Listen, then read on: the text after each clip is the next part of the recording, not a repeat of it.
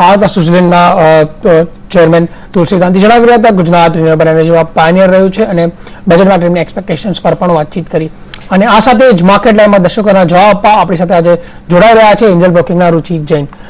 Good afternoon Ruchit, આપનું સ્વાગત છે. 7,000 લેવલ્સ ઇનફેક્ટ આજે જોવા મળી છે. 7,000 ની નીચે પણ આપણે એકવાર આજે જઈને આવ્યા. કઈ રીતે રીડ કરવું રુચિત માર્કેટને, કયા મૂવ્સ હજી નિફ્ટી આપણને કરંટ લેવલ્સથી બતાવી શકે? ઓવરઓલ અગર નિફ્ટીનું મોમેન્ટમ જો તો એક ફોલિંગ ચેનલના લોઅર એન્ડ ઉપર કરન્ટલી ટ્રેડ કરી રહ્યો છે. ગયા શુક્રવારે જ્યાં વોલેટિલિટીમાં એક હેમર પેટર્ન ફોર્મ થઈ હતી નિફ્ટીના ડેલી ચાર્ટ્સ ઉપર, એની પછી એક સારું અપસાઇડ મોમેન્ટમ હતું.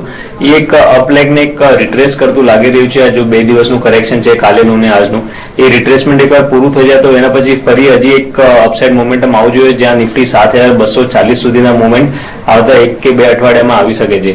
પ્રોબેબલી ડાઉનસાઇડ બહુ ઇમ્પોર્ટન્ટ છે. આ 6,840 જે રિસન્ટ લો બનાવ્યો હતો એ પ્રોટેક્ટ કરવાનું.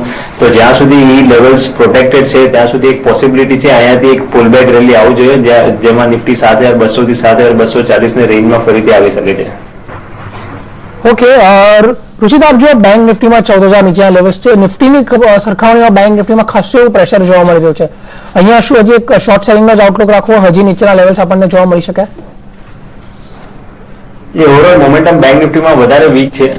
એવું કઈ રિવર્સલ પેટર્નના ફોર્મેશન્સ બેંક નિફ્ટી ઉપર નથી અને ઇન્ડિવિજ્યુઅલ સ્ટોક્સમાં પણ અગર બેન્કિંગ સેક્ટરમાં જોઈએ તો હજી પણ દબાણના સેક્ટરમાં આગળ જઈને આવી શકે છે.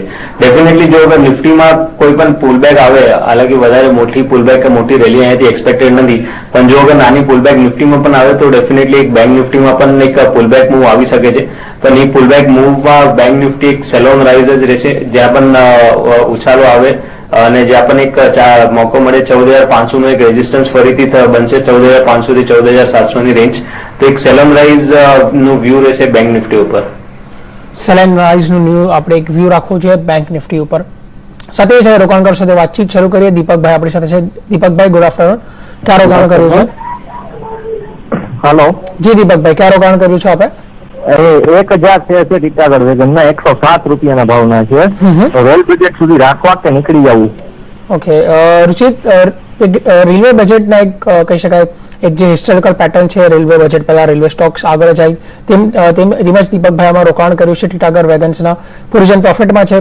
કરંટ લેવલથી શું સલાહ બની શકે? ઓવરઓલ આ સ્ટોકે એક સારું કરેક્શન ઓલરેડી ગયા 1 મહિનામાં આ સ્ટોકમાં જોયું છે. 1-2 મહિનામાં 165 નું હાઈ બનાવ્યું હતું, એના પછી 110 સુધીનું લેવલ્સ સ્ટોકમાં હમણાં કરન્ટલી આવી ગયું છે. નીચે અગર વીકલી ચાર્ટ જોઈએ તો 100 રૂપિયાની આજુબાજુ ઘણું સ્ટ્રોંગ સપોર્ટ છે. તો પોસિબલ છે ઇન કેસ અગર વર્સ્ટ કે સિનારીઓમાં અગર અહીંયાથી કરેક્શન આવે તો આ સ્ટોક 95 to 100 થી રેન્જમાં એક સારું સપોર્ટ લઈને એનાથી પછી ફરી અપસાઇડ મોમેન્ટમ આ સ્ટોકમાં શરૂઆત થઈ શકે છે. તો કેમ કે ઓલરેડી કરેક્શન આવી ગયું છે અને આ સ્ટોક નીચે સપોર્ટની લેવલની ઘણા નજીક ટ્રેડ કરી રહ્યા છે, તો એક મીડિયમ ટર્મ ટાઈમ હોરાઇઝન મૂકીને તમને આ પોઝિશન હજી બી હોલ્ડ કરવાની જ સલાહ રહેશે. ટીટાગઢ વેગન્સ ડેફિનેટલી સર આપ રેલવે બજેટ સુધી જાળવી શકો. મિલન પટેલ આપણી સાથે. મિલનભાઈ, પ્રશ્ન પૂછો સર.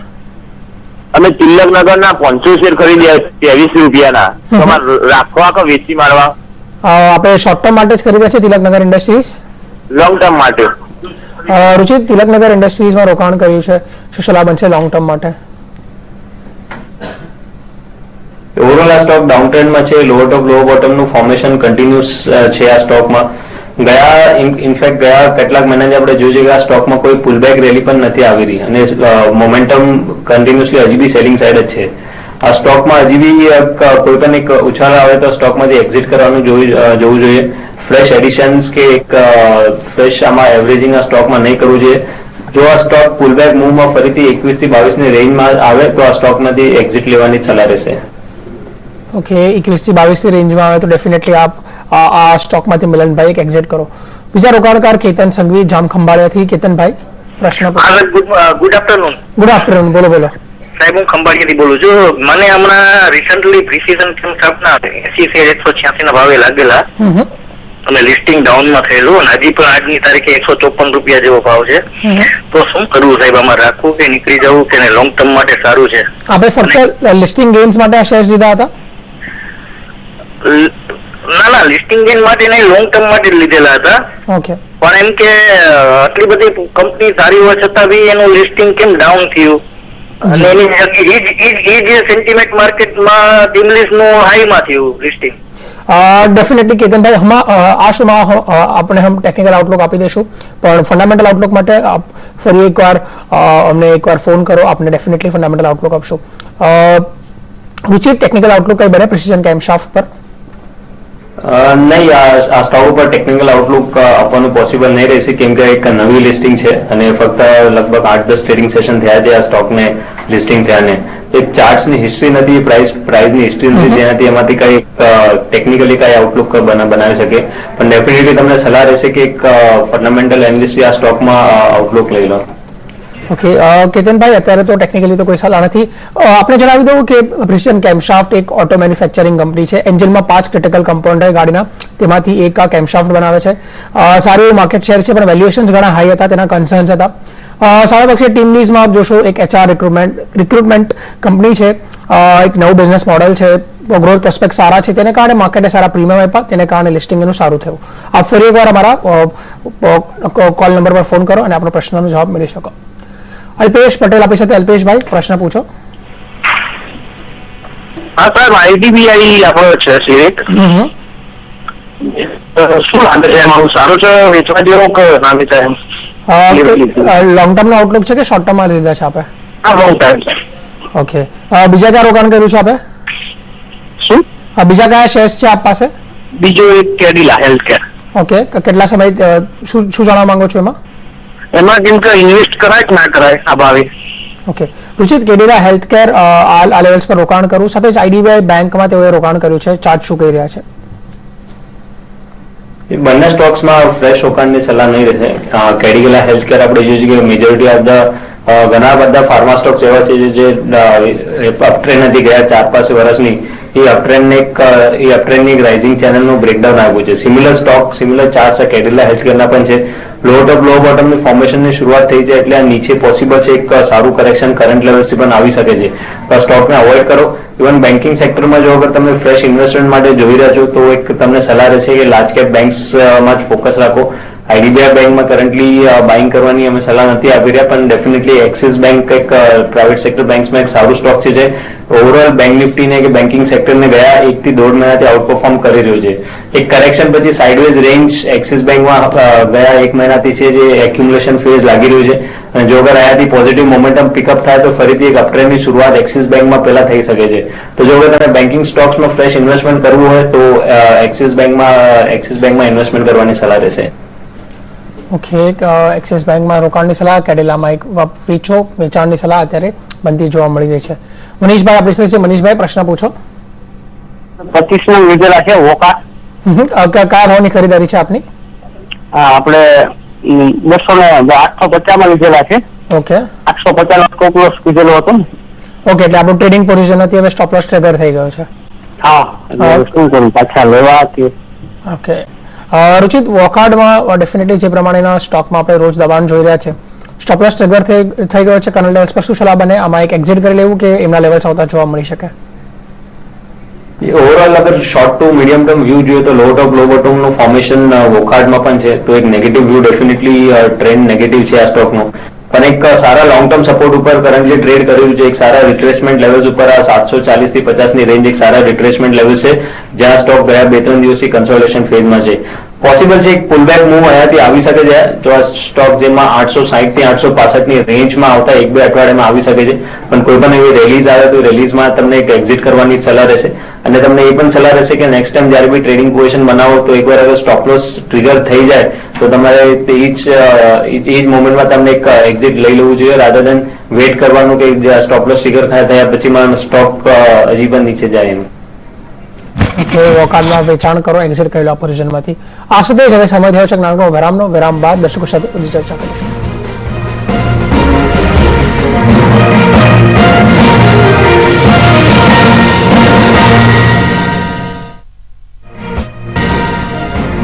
વિરામ બાદ આપનું ફરી એકવાર સ્વાગત છે. માર્કેટમાં દબાણનો માહોલ આપણને યથાવત જોવા મળી રહ્યો છે. આ સાથે જ મુંબઈથી આપણી સાથે જિજ્ઞા હાજર છે. જિજ્ઞા, આપણે પ્રશ્ન પૂછો. જિજ્ઞા, અમારો અવાજ આવી રહ્યો છે આપને? ઓકે, બીજા રોકાણકારનો SMS વાંચીએ. રજનીકાંતભાઈનો મેસેજ છે. NMDC ના 100 શેર્સ 140 રૂપિયાના ભાવે. રુચિત, NMDC માં 140 રૂપિયાના ભાવે 100 શેર્સ માટે એન્ટ્રી કરી છે. લાંબા ગાળાનો આઉટલુક છે, શું સલાહ બનશે? સ્ટોક ઓલ્ધો એક લો ટોપ લો બોટમ ની કન્ટિન્યુઅસ ફોર્મેશન છે અને ડાઉન ટ્રેન્ડમાં છે, પણ ગયા 2 અઠવાડિયામાં આપણે જોયું છે એક સારા વોલ્યુમ સાથે બાઇંગ ઇન્ટરેસ્ટ કરંટ લેવલ્સ ઉપર આવી રહ્યું છે. તો પોસિબલ છે આ સ્ટોક એક કન્સોલ્ટેશન ફેઝમાં હમણાં જશે, જ્યાં 75 થી લઈને 95 100 રૂપીસની રેન્જ એક બનાવશે. તો ઓવરઓલ આવતા અગર 1-2 મહિનામાં પોસિબિલિટી છે આ સ્ટોક એક રેન્જ બાઉન્ડ સ્ટોક બની જશે. કરંટ લેવલ્સ ઉપર એમને હોલ્ડ કરવાની સલાહ છે, કેમ કે એક શોર્ટ ટર્મમાં એક ફોલિંગ ટ્રેન્ડલાઇનનું બ્રેકઆઉટ પણ આ સ્ટોકમાં આવી રહ્યું છે સારા વોલ્યુમ સાથે. સ્ટોક ઉપર 95 to 100 ની રેન્જમાં એક નિયર ટર્મમાં જઈ શકે છે. પણ જો અગર એમનું લાંબા ગાળાનું વ્યૂ હોય તો પણ આ સ્ટોક એમને એક હોલ્ડ કરવાની સલાહ રહેશે. NMDC માં કરંટ લેવલ્સથી આપ હોલ્ડ કરવાની સલાહ અત્યારે બની રહી છે. આ સાથે જ બીજા રોકાણકાર સાથે આપણે વાતચીત કરીએ. આપણી સાથે અત્યારે વિષ્ણુ પટેલ અમદાવાદથી છે. વિષ્ણુભાઈ, પ્રશ્ન પૂછો સર. હા સાહેબ, આપણે એક કેડીલા હેલ્થકેર સેલ લેવું છે અને IDBI. હા, અને બેંક ઓફ બરોડા. ઓકે, લાંબા ગાળા માટે છે કે શોર્ટ ટર્મ આઉટલુક છે? ના, લાંબા ગાળા માટે. અને એક શેર છે જેન એરિગેશન સાહેબ. ઓકે, રુચિત, 4 શેરમાં ઇન્વેસ્ટ કરવું છે. સૌપ્રથમ તો આપણે IDBI ની બદલે એક્સિસ પ્રેફર કર્યું હતું. બેંક ઓફ બરોડા માટે અને આ સાથે જૈન ઇરિગેશન માટે શું સલાહ બને કરંટ લેવલ્સ પર?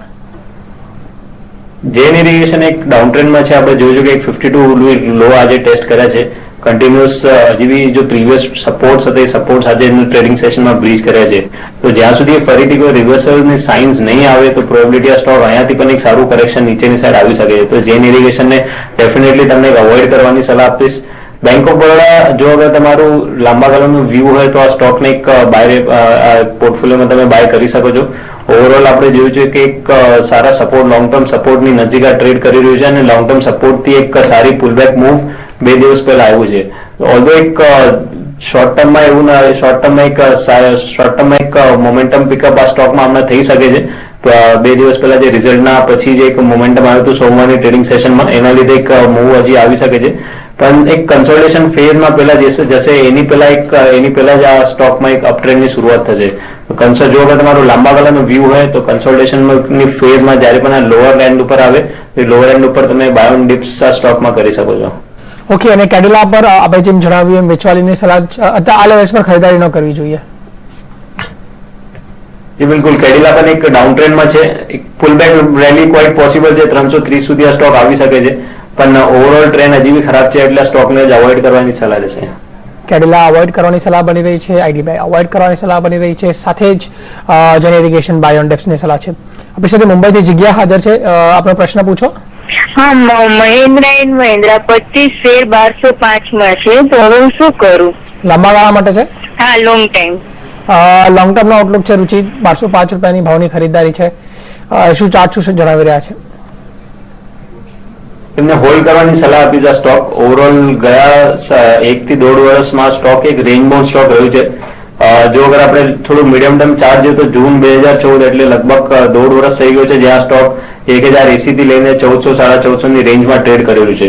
Lower end of the range 1080 છે, એટલે જ્યાં સુધી આ સ્ટોક 1080 ની ઉપર છે ત્યાં સુધી પોસિબિલિટી છે ફરીથી આ upper end of the range સુધી આવી શકે. તો 1080 ની નીચે સ્ટોપ લોસ મૂકીને આ સ્ટોક એમને હોલ્ડ કરવાની સલાહ છે.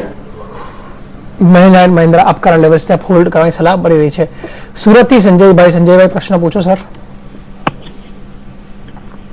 હાજી, નમસ્કાર. નમસ્કાર, ક્યાં રોકાણ છે સર?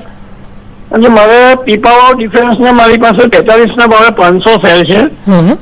અને અગાઉ મને એવું કહેવામાં આવેલું કે 125 ના લેવલ જોવા મળે, પણ ત્યાર પછી તો ઘણો ડાઉન થઈ ગયો છે. જી સર. તો હવે હું માનો કે 1 વર્ષ હજી હું હોલ્ડ કરી શકું, તો હવે એવરેજ કરવાની સલાહ આપશો? અને ઓકે, અને અદાની પાવરમાં શું આઉટલુક છે આપનો? હજી અદાની પાવરમાં મારી પાસે 200 શેર ઇસ્યુ પ્રાઇસ ના લગભગ 102 આસપાસની મારી કોસ્ટ છે. તો એમાં શું સલાહ આપશો? એમાં આપ અત્યારે એક્ઝિટ કરવા માંગો છો કે એમાં પણ એવરેજ આઉટ કરીને હજી લાંબો ગાળો એવરેજ કરી શકું? મને 1 વર્ષનો હોરાઇઝન છે મારી પાસે. જી, કરી શકું હજી પણ. રુચિત, પીપાવર ડિફેન્સ, અદાની પાવર બેમાં કરંટ લેવલ્સ પર એવરેજ આઉટ કરી શકાય અને આવનારા 1 વર્ષમાં કેવા લેવલ્સ આપ જોઈ રહ્યા છો?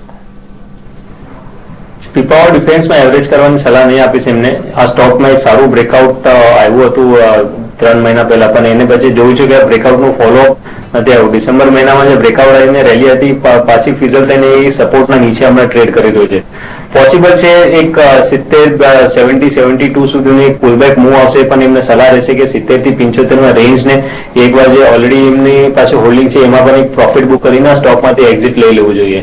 આને અલાવા અદાની પાવર એક કરેક્શન બાદ એક સપોર્ટ લેવલ ઉપર હમણાં કન્સોલિડેટ થઈ રહ્યું છે આ સ્ટોકને અત્યારે હોલ્ડ કરવાની સલાહ રહે છે.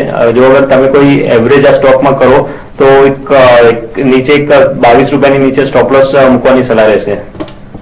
ઓકે, 22 રૂપિયા નીચે સ્ટોપ લોસ આપ અદાની પાવરમાં કરો, આપણે એવા લેવલ્સ સારા લેવલ્સ અદાની પાવર બતાવી શકે. અજયભાઈ આપણી સાથે છે. અજયભાઈ, ક્યાં રોકાણ છે સર? નમસ્કાર સર. નમસ્કાર. મારી પાસે સિન્ટેક્સ ના 1000 શેર છે, 100 ના લેવલ ખરીદેલા. જી, તો શું કરું? સિન્ટેક્સ નું ફ્યુચર કેવું છે? અને બીજો સવાલ ઓકે કે હવે વધુ રોકાણ નીલકમલમાં કરવા ઈચ્છું છું, તો આ વિશે શું માહિતી આપશો? નીલકમલમાં સારું રહેશે? કેટલા સમય માટે આઉટલુક છે? 6 થી 8 મહિનાનો આઉટલુક છે કે લાંબા ગાળા માટે? 2 વર્ષનો. રુચિત, નીલકમલ અને સિન્ટેક્સ ઇન્ડસ્ટ્રીઝ કયો પ્રેફરેબલ છે? એક સિન્ટેક્સ ઇન્ડસ્ટ્રીઝ અને પ્રિફર્ડ નહીં રહેશે કરંટ લેવલ્સ ઉપર. આપણે જોયું છે કે સ્ટોક એક સારા એક કન્સોલિડેશન ફેઝ બાદ ફરીથી લોઅર ટોપ લો બોટમ નું ફોર્મેશનની શરૂઆત થઈ છે. મને લાગે છે આ સ્ટોક પોસિબિલિટી આવતા દિવસોમાં 55 સુધીના લેવલ સુધી પણ આવી શકે છે. તો કોઈ પણ એક ઉછાળો આવે માર્કેટમાં સ્ટોકમાં તો આ સ્ટોકમાંથી એક એક્ઝિટ જો હોલ્ડિંગ હોય તો એક્ઝિટ કરવાની સલાહ રહે છે. ફ્રેશ બાઇંગ આ સ્ટોકમાં નહીં કરવું જોઈએ.